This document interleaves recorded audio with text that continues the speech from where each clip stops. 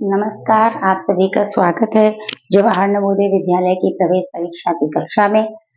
हमने आपको बताया था पूर्ण संख्याओं पर आधारित कुछ 4 आधारभूत संख्याएं भी बताई थी और विभाज्यता के नियम, इकाई का अंक ज्ञात करना, ये हमने आपको बताया था। और उसी पर हमने बताया था जब एक चैप्टर खत्म हो जाता है उसी से संबंधित हम आपको क्या करवाते हैं, अभ्यास प्रश्न करवाते हैं, जिससे आपको ये आसानी हो जाए समझने में कि किस तरीके के प्रश्न वहाँ आएंगे। ठीक है, और किसी भी प्रकार का कंफ्यूजन ना रहे। बाकी आप लोग भी अभ्यास प्रश्न करते रहेंगे। ठीक है, तो हम ये देखते हैं कि इसके अभ्यास प्रश्न क्या है। पहला प्रश्न देखते हैं।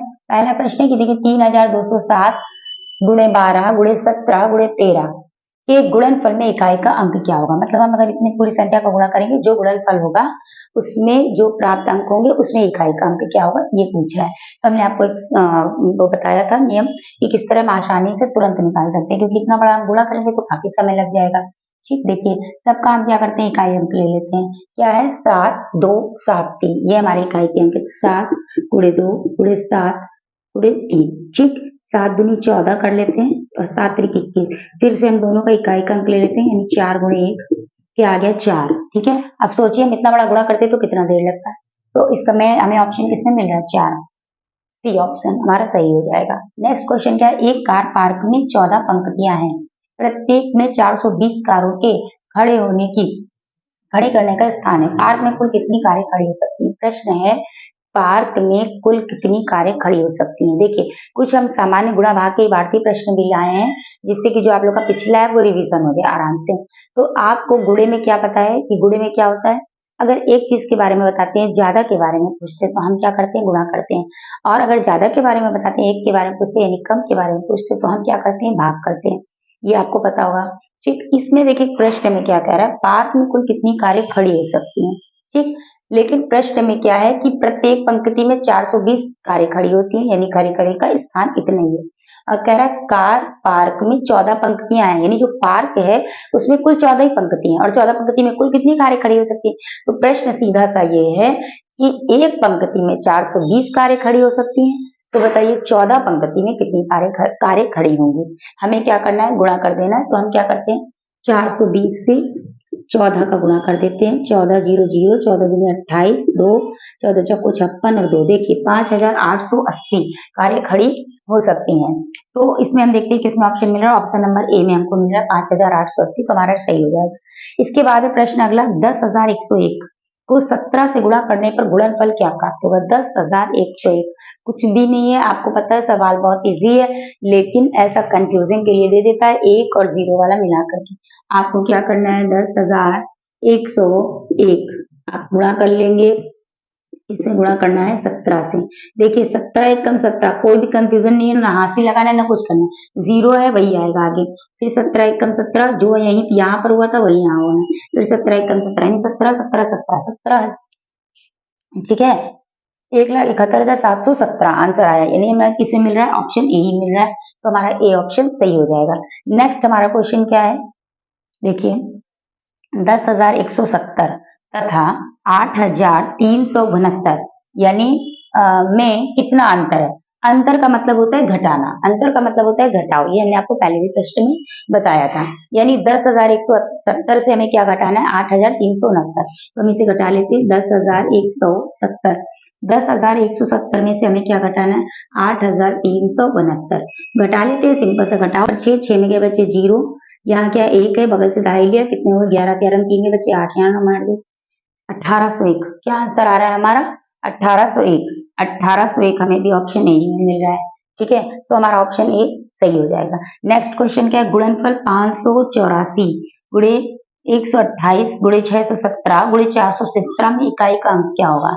ठीक है, बार बार हम आपको यही बता रहे हैं। देखिए सबका हमें क्या लेना है, इकाई का अंक लेना है, सभी का क्या लेना है, इकाई का लेना।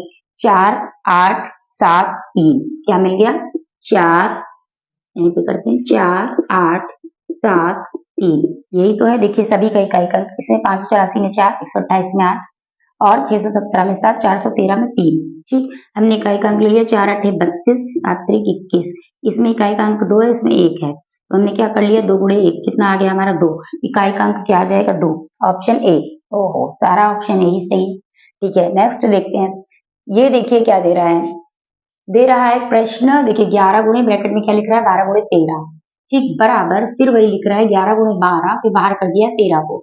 ये कह रहा है कि ये किस नियम के अनुसार, किस नियम के अनुसार सत्य है। हमने आपको बताया योग का क्रम विनिमय नियम, गुणा का क्रम विनिमय नियम, गुणा का साहचर्य नियम, गुणा का संवरक नियम। आप लोगों ने सिंपली जोड़ के सवाल और गुणा का सवाल किए हैं। आपको मैं बताया जो सिंपल हम लोगों ने आज तक जैसे भी सवाल लगाए वो हमारे संवरक नियम के अंतर्गत हैं। वैसा तो है नहीं, तो ये संवरक नियम तो होगा नहीं। क्रम विनिमय में क्या करते हैं, जो हम सामान्यतः करते हैं जोड़ और गुणा, उसी में हम क्रम को चेंज कर देते हैं।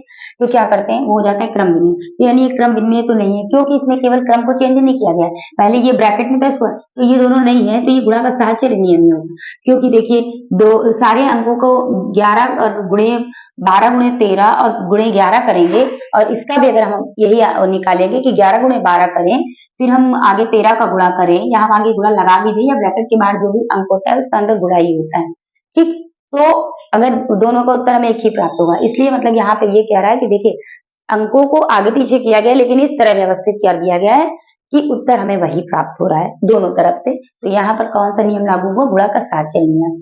अब देखिए लास्टली ये सवाल क्या है, बिना भाग की क्रिया के ज्ञात कीजिए, बिना भाग की क्रिया के ज्ञात कीजिए कि 63,892 यानी 67,892 11 से पूर्णतः विभाजित होगी। यानी यहाँ पर हमें क्या देखना है, विभाज्यता का नियम देखना है। कौन सा विभाज्यता का नियम देखना है, 11 का। 11 का विभाज्यता नियम जरा याद कीजिए। 11 का विभाज्यता नियम क्या था कि जो सम स्थानों के अंक हैं, ठीक है, सम स्थानों के अंकों का योग, फिर से हम एक बार बता दें, मैं आपको बताया था 11 का कठिन था थोड़ा सा, प्लस विषम स्थान के अंकों का योग,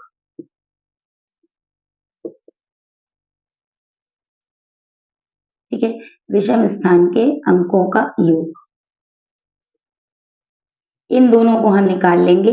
और उसके बाद अगर जो योग आ रहा है, ठीक, वो जो योगफल प्राप्त हो रहा है वो अगर 11 से विभाजित वो अगर 0 आ रहा है, दो अंकों के स्थानों का योग माइनस विषम स्थान के अंकों का योग, यानी इसके अंकों का योग और इसके अंकों का योग, दोनों को हमको घटाने पर क्या प्राप्त हो रहा है, 0 है। तो निश्चित रूप से वो संख्या क्या होगी, 11 से विभाजित, 11 से विभाजित, ठीक। ये हमारा 11 से विभाज्यता का नियम था। देख लेते हैं, देखिए विषम स्थान के अंक ले लेते हैं। एक, देखिए नंबरिंग कर लीजिए आप, तो ज्यादा आपको आसानी रहेगी, हो सकता है भूल जाए।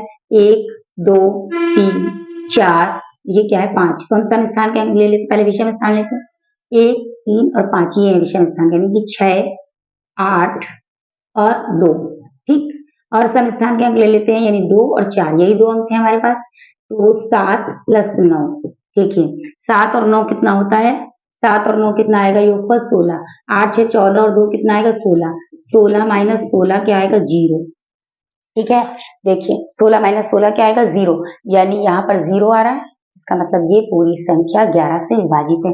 आप चाहें तो देख भी सकते हैं, एक सवाल केवल हम करके, 63,892, आप देख सकते हैं कि ये 11 से पूर्णतः विभाजित है या नहीं।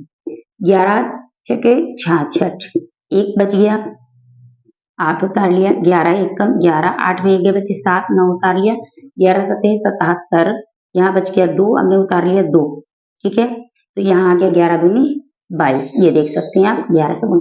हमें ये ध्यान रखना है कि सम स्थान के अंकों का योग माइनस विषम स्थान के अंकों का योग इज इक्वल टू 0, और अगर ऐसा है तो वो संख्या 11 से पूर्णतः विभाजित होगी।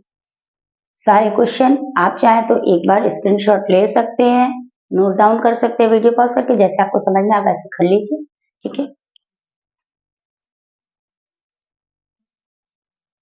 तो आज हमारा ये चैप्टर पूरी तरह खत्म हो गया है।